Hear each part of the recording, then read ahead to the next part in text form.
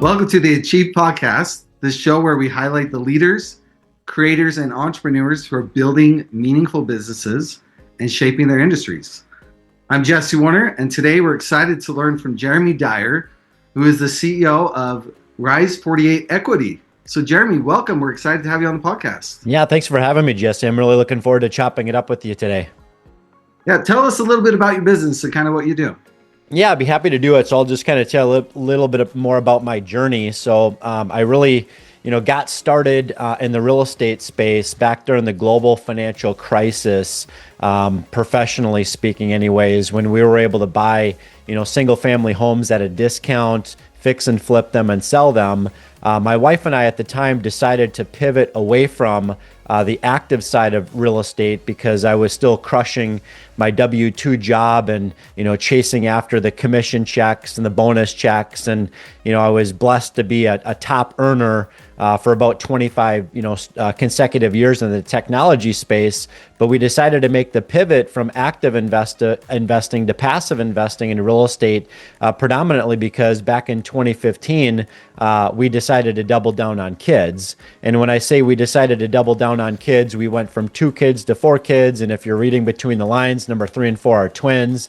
And honestly, Jesse, it just became a challenge from a bandwidth perspective. I know that the name of this podcast is the Achievement Podcast or Achieve Podcast. And I would say that that's definitely something that defines, myself. I oftentimes joke with friends that if I was to write another book, I'd probably call it The Achievement Addict, because that's really what defines myself. So back in 2015, again, just purely out of bandwidth, we had to make that decision to pivot from really my side hustle, as a active real estate investor to passive, so that I could, quite frankly, focus, more on, my day job, plus also, being present in my children's lives and, having the bandwidth to be able to, spend time with my growing family at the time. So we went passive in 2015 and really, we really invested in about 60 different, projects, over the course of the last, decade, which really got me a lot of exposure to the real estate space. And it was just a couple years ago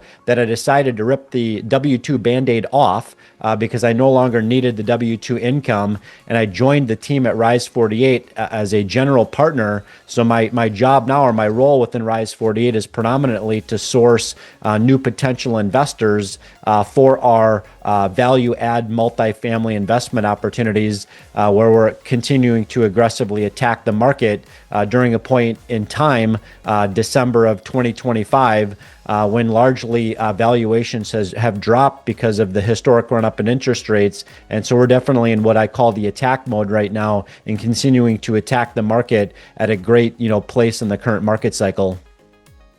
Wonderful. Well, that was a lot. So I have 6 kids, Jeremy, so I can totally relate to, the chaos that happens when you have new family members. We don't have any twins, so you can, our kids are ages 7 to 17. So yeah, we're kind of in the thick of it too. So yeah, that's fun. What are you most passionate about for your business? What's exciting? What's happening right now in your business? Yeah, I mean, we're obviously very excited to continue to serve, our existing investor base, obviously, and really, quite frankly, create awareness with, other potential investors about the benefits of investing in real estate, but not actively having to swing hammers, evict tenants, deal with, toilets and termites and trash, so to speak, like I was dealing with as an active owner operator. So we're really encouraged to bring solid risk-adjusted investment opportunities, to our investor base, as well as new investors all the time. Whereas maybe individuals might, historically, take the financial advice of maybe whatever their financial advisor is telling them to do, as it relates to Wall Street investing. We're really looking for folks that want to diversify, outside of Wall Street. They want to invest in Main Street, specifically in hard assets and real estate, but maybe they lack the education, the time, the resources, the team, the infrastructure and so forth to do it themselves on the active side. And we're just strictly looking for them to partner with us on the passive side so that they can achieve the same, types of benefits as they would if they were an active owner, if that makes sense. Yeah.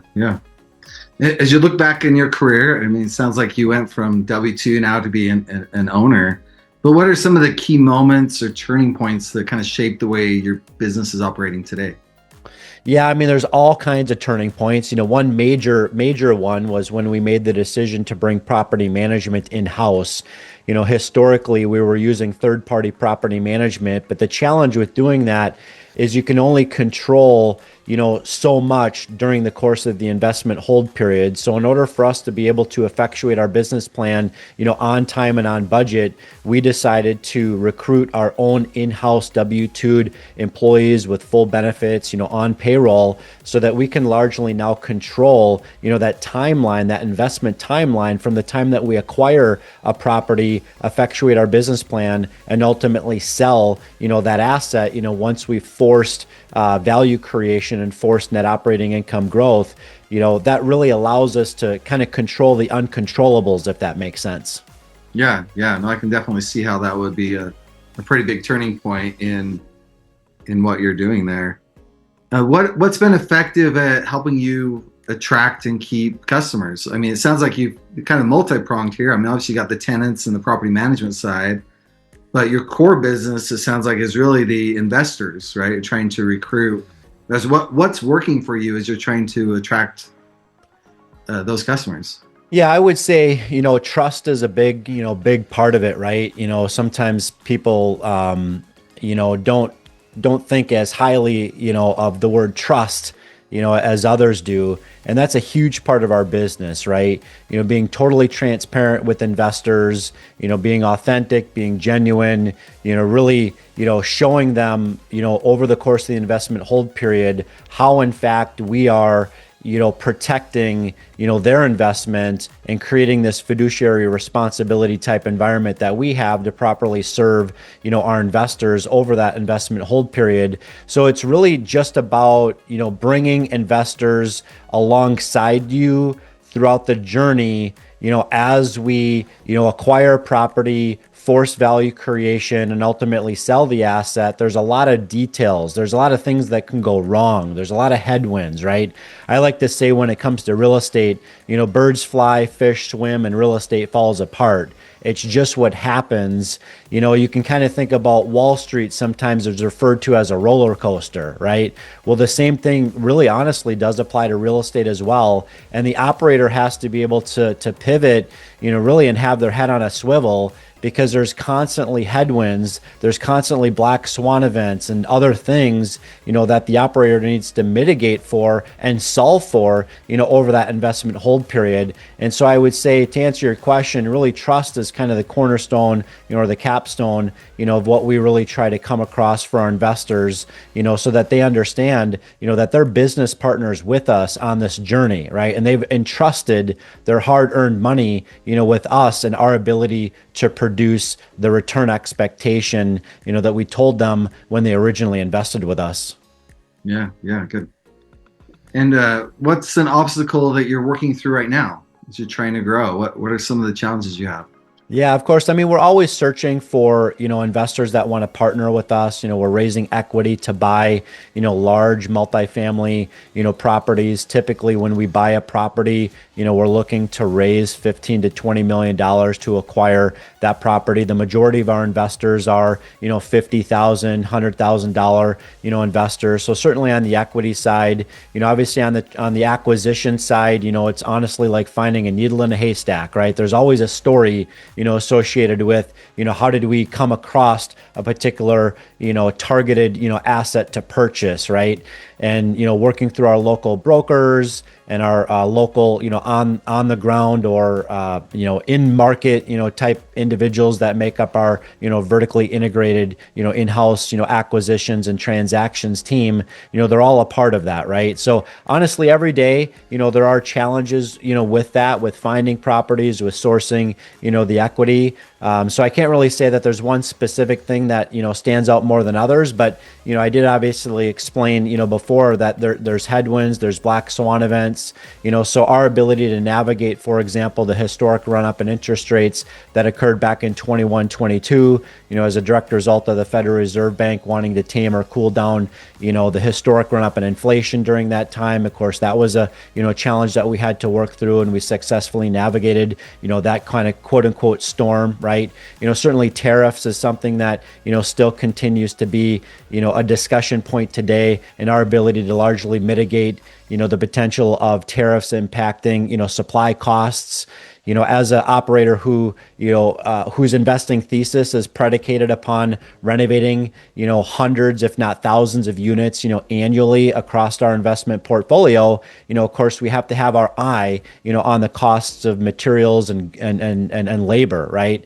And so when there's discussions about tariffs, surfacing with different countries, it really changes, really the way in which we, buy, supplies. We're still acquiring, supplies at a wholesale discount through our relationships with companies like HD Supply and Builders Warehouse, but we've now pivoted to where those supplies come out of. So, namely, now we source supplies out of Vietnam and Thailand, and we're not sourcing supplies any longer out of countries like China, for example. Yeah, it sounds like there's obviously a lot of moving parts all the time, and I imagine interest rates and obviously, even talking about the tariffs and how that impacts your supply chain. Can definitely keep you on your toes for sure, right? There's a lot of talk about AI and automation right now. How have you found ways to use it in your business, or is this something you're still exploring? Yeah, no, definitely. We are using it in our business. We are using AI when it comes to speeding up the process for underwriting, deals. There's a tremendous amount of numbers and due diligence, that our underwriting and acquisitions team has to go through, as we sift and sort through, literally thousands of potential acquisition opportunities, on an annual basis in the three major markets in which we operate in. And certainly on the investor relations side and communication side, we're definitely, leveraging AI tools, as it relates to, really answering investor questions maybe that they have, running out different models of projected outcomes, for those investors, leveraging other sources like, for example, CoStar, Yardi, RealPage. So there's a lot of different sources that we have for information available to us, and we're largely leveraging AI in order to help us to come to, some forecasted conclusion, as to where we ultimately think, the market's going to be at in, say, a 3 to 5 year investment time horizon. Yeah, that's fantastic. You've been able to capitalize on some of those tools, right? So as you think about kind of the next stage of your business, and maybe for you personally, what are you most excited about? What gets you excited? Yeah, of course. We're definitely in what I would call that attack mode of the market right now. Most of the deals that we're buying are severely underpriced, meaning, we're able to buy deals less than what their full replacement cost would be. We're buying deals directly from lenders, from other foreclosed borrowers. Most of the assets that we're purchasing, we're buying at roughly a 30 to upwards of 40% discount from what those, properties, would have traded for at the peak of the last real estate market cycle back in 21, 22. So our plan is to continue, to keep our foot, on the acquisitions gas, so to speak, just again, given where we're at, in the market cycle right now. And of course, if you look at real estate, whether that's on the residential side or the commercial side, or really any other, asset class outside of multifamily, if you zoom the lens out far enough over time, those assets, they always go up and to the right. But there are different market cycles that we need to navigate through. And so we feel very bullish right now in terms of the time in which we're at right now, again, December of 2025, and continuing to acquire good, solid quality, assets at a discount, from what those assets would have traded for 36 months ago. And then, of course, we do feel like there are some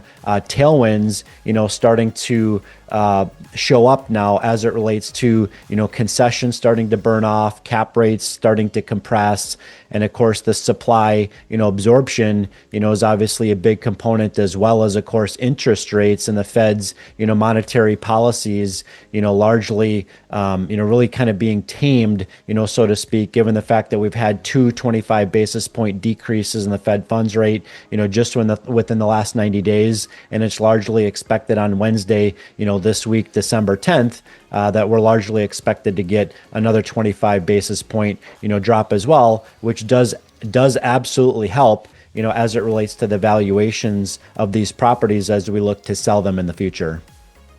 Great. And last question here. What advice would you give to other entrepreneurs who are on a similar journey? Yeah, I mean, a big part of what we do every day is take, massive action. We're not afraid to fail. Any successful entrepreneur out there, is going to have a challenge with analysis paralysis or paralysis by analysis. And I would say the successful entrepreneurs in, today's world, they're really not afraid to fail, right? They're not afraid to fail. They're not afraid to learn, from their mistakes. And that's really how they find, their niche, in the market, and how they continue to grow is that they're willing to try new things. They're willing to be adaptable, to the market conditions and market changes. And they're always in a position to want to continue to level up their game. Every single day we can work to become a better version of ourselves. And it's really those, entrepreneurs out there that take massive action and are willing to, become a better daily version of themselves every day. Those are the ones that we see succeeding in the marketplace. Jeremy, it's been a pleasure hearing from you and learning a little bit more about your industry and some of the challenges and opportunities in front of you. Really appreciate your insights. If you want to learn more about Rise 48 Equity, you can go to rise48equity.com. And that'll wrap up today's episode of the Achieve podcast. A big thank you to our sponsors, Achieve CMO, which provides fractional marketing leaderships for growing companies, and Achieve Bootcamps, where entrepreneurs learn hands-on how to build their own marketing systems, automations, and AI-powered tools. If you enjoyed today's conversation, follow the show and share it with another entrepreneur who'd find value in it. Again, thanks for listening, and we'll see you on the next episode of the Achieve podcast.